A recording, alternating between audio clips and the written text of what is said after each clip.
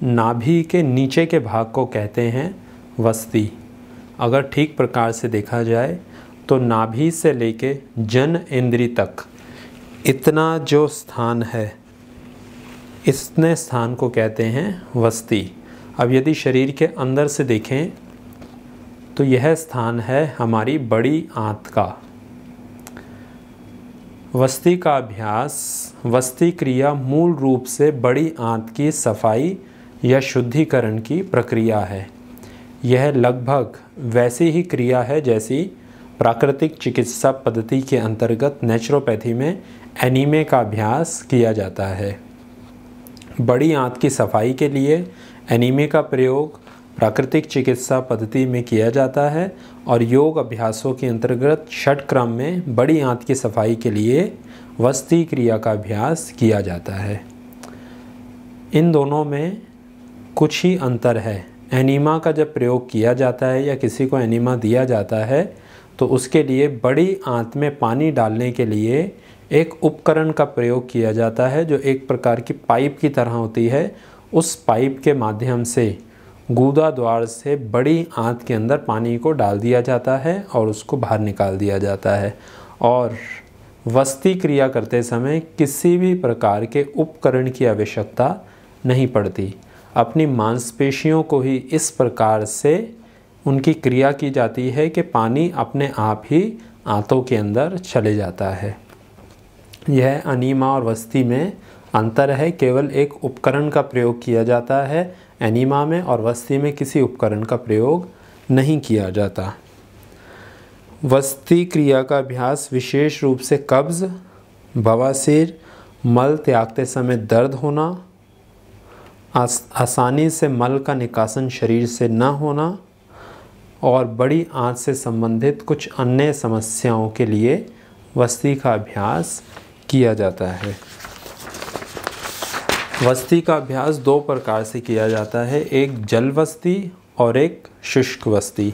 जल वस्ती में जल के माध्यम से पानी से बड़ी आंत की सफाई की जाती है और शुष्क वस्ती में केवल वायु के माध्यम से ही आंतों की सफाई कर दी जाती है।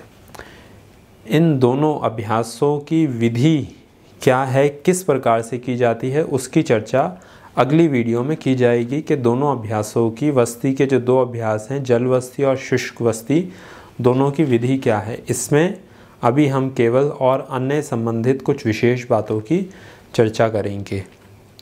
सबसे पहली बात, वीडियो देखकर, सुनकर या कहीं से ग्रंथ से पढ़कर इसका अभ्यास ना करें। इसके अभ्यास के लिए आपको विशेष और प्रत्यक्ष मार्गदर्शन की आवश्यकता पड़ेगी। वस्ती का अभ्यास सुबह सुबह खाली पेट ही करें,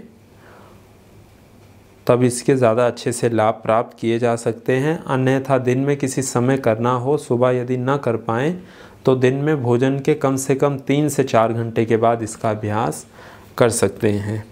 यदि शुष्क वस्ती का अभ्यास करें तो इस अभ्यास को प्रतिदिन कर सकते हैं, परंतु जल वस्ती का अभ्यास करें तो जो स्वस्थ लोग हैं, अपनी आंतों की सफाई के लिए अभ्यास करना चाहते हैं, वह 15 दिन में एक बार इसका अभ्यास करें। और जिनको कब्ज़, बवासीर, मल त्यागने में समस्या होना या इस प्रकार की कोई बड़ी आंत से संबंधित समस्या है तो सप्ताह में एक बार इसका अभ्यास किया जा सकता है या अधिकतम 2 बार इसका अभ्यास कर सकते हैं। इसका अभ्यास अधिक इसलिए नहीं करना क्योंकि हमारी आंतें इसके अभ्यास से पूरी तरीके से साफ़ हो जाती हैं। जब जल वस्ती का अभ्यास हम करते हैं तो आंतें मल से पूरी तरह से साफ़ हो जाती हैं। वो भी हमारे शरीर के लिए हानिकारक है क्योंकि हमारी बड़ी आंत के अंदर हमेशा ही कुछ मात्रा में मल रहना बहुत आवश्यक है, परंतु उसका जमा होना भी हानिकारक है और पूरा मल आंतों से निकल जाना भी हानिकारक है क्योंकि मल कई प्रकार के जीवाणु बड़ी आंत के अंदर पैदा करता है जो बड़ी आंत के साथ साथ शरीर के स्वास्थ्य के लिए बहुत ज़्यादा ज़रूरी होते हैं। इसलिए इसका अभ्यास स्वस्थ लोग 15 दिन में एक बार करें और जिनको कब्ज़, बवासीर, मल त्यागने में समस्या, वो अधिकतर सप्ताह में 2 बार इसका अभ्यास कर सकते हैं। अब अगली वीडियो में हम चर्चा करेंगे शुष्क वस्ती और जल वस्ती की विधि के संबंध में।